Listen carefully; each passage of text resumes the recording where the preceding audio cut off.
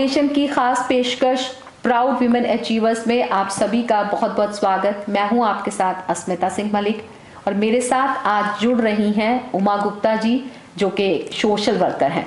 उमा जी, बहुत बहुत स्वागत है आपका हमारे प्रोग्राम में। धन्यवाद। उमा जी, शुरुआत वहां से करेंगे जहां आपकी लाइफ में जब आपको ये समझ आई कि मुझे लाइफ में क्या करना है, तो पहली सोच क्या थी आपकी और आप अपनी लाइफ में क्या करना चाहती थी, क्या सपना देखा था आपने? मैं अपने हरियाणा से, रेवाड़ी से बिलोंग करती हूँ। मेरी फैमिली, फादर वगैरह का बिजनेसमैन थे, बिजनेसमैन है। और मेरी बस यही अचीवमेंट थी कि पहले शादी है, मेरी सिस्टर की भी 17 साल की उम्र में शादी कर दी थी। तो मेरा ये था कि सपना मुझे बीए जरूर करनी है। मतलब आप मैं पढ़ना चाहती थी और मैंने कहा कि मुझे बीए जरूर करनी है, उसके बाद ही शादी करूंगी। तो फिर उन्होंने, मेरे भाइयों ने, सबने हेल्प करी और मैं कॉलेज गई। बड़ी कॉलेज में खूब मस्ती करते थे, खूब फेमस थे कॉलेज में। तो मैंने कॉलेज में पूरा वो तो मस्ती करी। और जैसे ही मैंने बीए की पेपर दिए, उसके बाद मेरी शादी हो गई। और बैंक में आपकी शादी हुई, आपके घर वालों ने आपका रिश्ता तय किया होगा? हाँ जी। तो आप मान गई थी? हाँ जी, मैं मान गई थी। उस टाइम तो अरेंज मैरिज का ही, 45 साल पहले तो अरेंज मैरिज का ही होता जी। तो नहीं, आपके मन में था, जैसे आप पढ़ना लिखना चाहती थी, आप कुछ करना चाहती थी कि अब तो मेरी शादी हो जाएगी, मतलब आप आगे कुछ लाइफ में मतलब कुछ कर नहीं पाएंगी, क्या मन में ऐसा डर था आपके कभी? नहीं, ऐसा नहीं था। वहाँ भी मेरी जॉइंट फैमिली थी, जैसे भाइयों की वो थे। और यहाँ पर भी मैंने देखा कि सारे तो 7 भाई बहन वहाँ थे, 7 भाई बहन यहाँ हैं।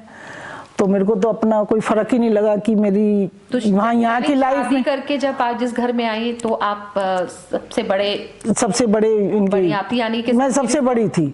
आप बड़ी थी और बाकियों की जिम्मेदारी आप पर आ गई? नहीं, मदर इन लॉ भी साथ में थी। तो हमने मिलके, दोनों ने मिलके बहुत अच्छे से अपने फैमिली को वो करा। और सब देवर वगैरह बहुत रिस्पेक्ट करते हैं। और मेरे फादर इन लॉ की बहुत जल्दी एज में डेथ हो गई थी। तो उनके, मेरे देवर, 2 देवर कुआरे भी थे, पढ़ाई कर रहे थे। तो हमने कहा कि आप पढ़ो, कोई दिक्कत नहीं है, हम हमारे सब साथ हैं। फिर हमने खूब बेटों की तरह से उनकी खूब धूमधाम से शादी करी। और तो बहुत अच्छे से रिस्पेक्ट करती हैं अभी तक हमारी सारी पूरी फैमिली पूरी रिस्पेक्ट करती है सारी। और त्योहार वगैरह भी, हम पहले पहाड़गंज में थे, फिर ग्रीन पार्क में, अब अपने इस फार्म हाउस पर। जी। आपकी शादी हुई तब आप पहाड़गंज में रहते थे ना? पहाड़गंज में, जैसे आपने बताया भी, पहले बात कर रहे थे, छोटा सा, बड़ी फैमिली थी। और आपके फादर इन लॉ जल्दी चले गए इस दुनिया से, यानी आपके हस्बैंड सबसे बड़े थे, तो सारी जिम्मेदारी छोटे भाई बहनों की उन पर आ गई। लेकिन इतनी जिम्मेदारियां निभाते हुए आपने समाज सेवा करने का विचार आपके मन में कैसे आया? तो ये तो मेरे जो हस्बैंड का सपोर्ट था, उनको बहुत शौक है सोशल काम करने का। तो मैं उनके साथ लगी रहती थी। कभी मीटिंग कर रहे हैं, घर पर ही मीटिंग होती थी हमारे यहाँ। तो मैं कहती थी कि भी लेडीज को भी बुलाओ, तो इससे कि हमारा सर्कल बढ़ेगा, वो बनेगा। तो हम इकट्ठे, पहले जेंट्स की अकेले की मीटिंग होती थी। पहले जब से हमने शुरुआत करी तो हमने अपनी महिलाओं को भी बुलाना शुरू कर दिया। तो जिससे हमारा एक काफ़ी इकट्ठे हो गए हम महिलाएं। फिर हमने सोचा कि बच्चों की छुट्टियों में कुछ करें। जो 2 महीने की छुट्टी होती है गर्मियों की, तो उसमें हम बच्चों के लिए कुछ करें। तो हमने एक जगह लेकर हमने बच्चों को, उनको मोटिवेशनल प्रोग्राम, लेक्चर, और फिर महिलाओं, लड़कियों के लिए ये था कि कुछ हम करें। तो हमने उनको डांस वगैरह की टीचर लगा के कि हमारी लड़कियां कहीं भी जाए आगे रहे, कोई भी वो नहीं रहे, कि ऑलराउंडर बने। हमारी जो समाज की लड़कियां हैं, जो भी है, तो ऑलराउंडर बने। तो हमने उनको वेस्टर्न डांस भी, फोक डांस भी, डिबेटिंग भी, ये सब चीजें हम उनको करते थे और कंपटीशन वगैरह करवाते रहते थे सारे। तो समाज सेवा करने के पीछे आपका मकसद क्या है? क्या मिलता है आपको? अपने आप को सुकून मिलता है कि बहुत अच्छा लगता है कि इसमें। तो इसमें आपकी फैमिली का सपोर्ट, खासकर सबसे पहले तो आपके हस्बैंड का सपोर्ट मिला? हाँ, हस्बैंड का बहुत सपोर्ट मिला। तो हस्बैंड का सपोर्ट मिला तो हम अपने बहुत अच्छे प्रोग्राम करते थे। फिर उन्होंने रोटरी ज्वाइन कर ली, तो रोटरी में भी फिर उन्होंने जब प्रेसिडेंट बने तो हमने बहुत काम किया। प्रेसिडेंट की वाइफ को बहुत काम करना पड़ता है, तो हम सब पूरा ग्रुप में मिलके हम अपने फ्रेंड्स से पूछते थे कि कुछ नया नया प्रोग्राम बताओ। तो हम प्रोग्राम नए से नए चाहते थे कि पूरा 1 साल मिला है प्रेसिडेंट के लिए, तो हम वो उसको ये रहे कि यादगार अपने समाज के लिए बहुत बेहतर तरीके से काम, यादगार। हम भी जो भी प्रोग्राम करते हैं कि यादगार प्रोग्राम बने जी। तो आप गौशाला भी संभालती हैं? हाँ, उस गौशाला की शुरुआत कैसे हुई? गौशाला की शुरुआत हुई अपने जयनारायण गोदाम, मेरे ससुर का नाम है जयनारायण। तो उनकी हमारी सोना में जमीन थी, तो एक बार पुलिस वाले गायों को पकड़ा था उन्होंने, जो गाय कटने के लिए जा रही थी। तो उन्होंने फिर हमारे यहाँ पर छोड़ गए, तो बोले 2 दिन बाद ले जाएंगे। तो वो 2 दिन बाद ले आए नहीं। तो मैं बाई चांस वहाँ गई, मैं और मदर इन लॉ वहाँ पर गए, तो उन्होंने कहा कि हम ये गायों को आप भेजो मत, इनको यहीं पर रख लो। फिर हमने वहीं पर उनका ओल्ड एज होम बना लिया, और अब शेड वगैरह सब चीज़ें प्रॉपर तरीके से पूरा, अब हमने रिजॉर्ट बना दिया उसको पूरा रहने का भी है, उनके गाँव का भी, उनकी सेवा है, मंदिर है, सब चीज़ें हमने पूरा। कितनी गाय होंगी अभी आपकी गौशाला में? मेरी अब 125 के करीब है। तो पूरी देखभाल आपको करनी सारी मैं देखती हूँ। तो पहले हमने स्टाफ को बहुत रखा था, तो फिर वो मिसयूज वगैरह बहुत होने लग गए, उसका डॉक्टरों का प्रॉपर तरीके से ध्यान नहीं दे रहे थे। तो उसका फिर मैंने कार्यभार गुप्ता जी को बोला कि अब इसको गाय को मैं ही संभालूंगी।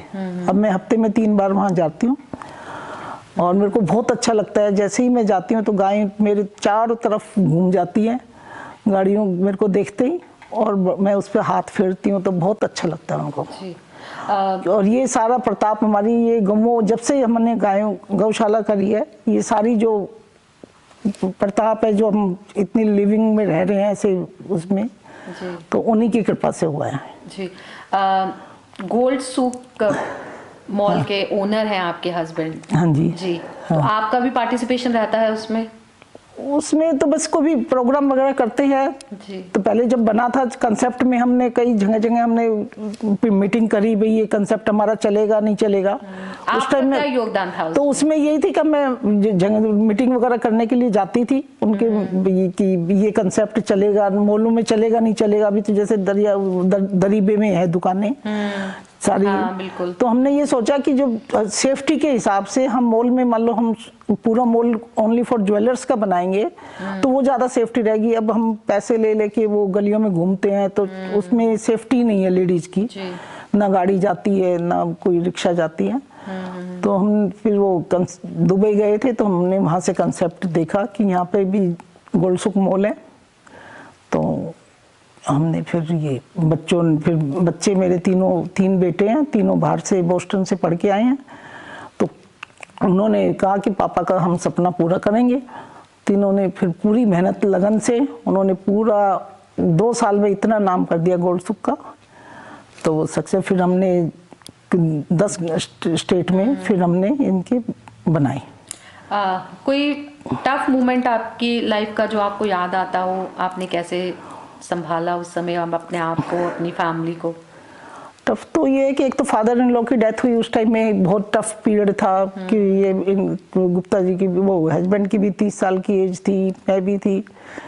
तो उस टाइम में मदर इन लॉ को संभालना, उनको औरों को संभालना, तो वो टफ टाइम था बहुत। और बड़े अच्छे से खूबी से अच्छे से निकल गया। और भी वो तो फिर आते रहे कुछ ना कुछ प्रोग्राम जी। हाँ। अभी तक की लाइफ में आप सबसे बड़ी अचीवमेंट अपने लिए क्या मानती हैं? मैं सबसे अचीवमेंट ये चाहती हूँ कि मेरा परिवार, जो हमारा जो एक मुट्ठी में बंधा हुआ है, ये मेरी अचीवमेंट है। कि सब मुझे मदर की तरह से मानते हैं और पूरी इज्जत करते हैं। एक बार जो मैं बोल देती हूँ वो यस, कोई नो का वो ही नहीं है। लेकिन उसमें आपका कंट्रीब्यूशन भी रहता होगा, आप भी नहीं तो मैं अंडरस्टैंडिंग भी बनती होगी उनके साथ। नहीं तो मैं तो ये कहती हूँ कि अपने को, मेरे से एक मेरी फ्रेंड बोलती है कि आजकल एक बहुएं संभाल नहीं पाती तो आप 3-3 बहुओं को कैसे संभालती हो। तो मैंने मजाक में कहा कि मैं तो सुबह उठ के मुंह में ना गुड़ की डली रख लेती हूँ, तो उससे एनर्जी भी मिलती रहती है और मुंह खुलता और बोलूंगी तो मीठा बोलूंगी। तो मेरा तो ये फिलॉसफी है कि सबसे बोलो, मीठा बोलो, प्यार से रहो अपने, यही मेरी फिलॉसफी है। और जब आप क्या कहना चाहेंगे, कोई मुश्किल आती है तो कैसे उसका सामना करना चाहिए जिंदगी में सबके लिए? नहीं, सब मिलके, सब सपोर्ट है हमारे सबका, तो बच्चों से भी सबका सपोर्ट है, तो मिलके अपने वो कर लेते। कभी हम के बाहर बिल्कुल, हमारी जो फैमिली की जो बातें हैं बाहर बिल्कुल भी नहीं जाती। हमने अपना मीटिंग वगैरह इकट्ठा कर वो फैमिली का वो नॉर्म्स बना रखे हैं, तो जो बात होती है आपस में घर तक ही रहे। और इसमें हमारे बड़ी जिम्मेदारी बनती है, उसको अच्छे से संभालते हैं। उमा जी, अब तो आप वेटरन इंडिया में के साथ भी जुड़ गई हैं, विमेन विंग के साथ आप जुड़ी हैं, क्या मकसद है वेटरन इंडिया के साथ आपका जुड़ने का और आगे क्या प्लानिंग है? मैंने नरेश मुदगिल जी से वेटरन इंडिया के बारे में सुना, तो उन्होंने मुझे बताया कि ये देशभक्ति के लिए है और हम महिलाओं के लिए इसमें बहुत, तो वो लड़कियों के लिए और उसकी जिनके अंदर प्रतिभा वगैरह है और जो लोग पहुंच नहीं पा रहे, हम वहां तक पहुंचकर उनको बढ़ावा दे। मान लो कोई स्पोर्ट्स में आगे बढ़ना चाहती है, कोई किसी भी उसमें डांस में है, उसमें है, तो हम उनको बढ़ावा देकर और अपने उनके सहायता करें, एक प्लेटफॉर्म तैयार करेंगे उनके लिए और आगे बढ़ने की उनकी मदद करेंगे। जी उमा जी, बहुत बहुत शुक्रिया हमसे बातचीत के लिए, आपने अपने एक्सपीरियंसेस को शेयर किया और बहुत बहुत शुभकामनाएं आपके इस नए सफर के लिए। बहुत बहुत धन्यवाद। धन्यवाद। मैं Uma Gupta, global Midas foundation के फाउंडर सरदार इंद्रप्रीत सिंह जी को बहुत बहुत शुभकामनाएं देती हूं और धन्यवाद करती हूं कि वे बहुत ही सराहनीय काम कर रहे हैं।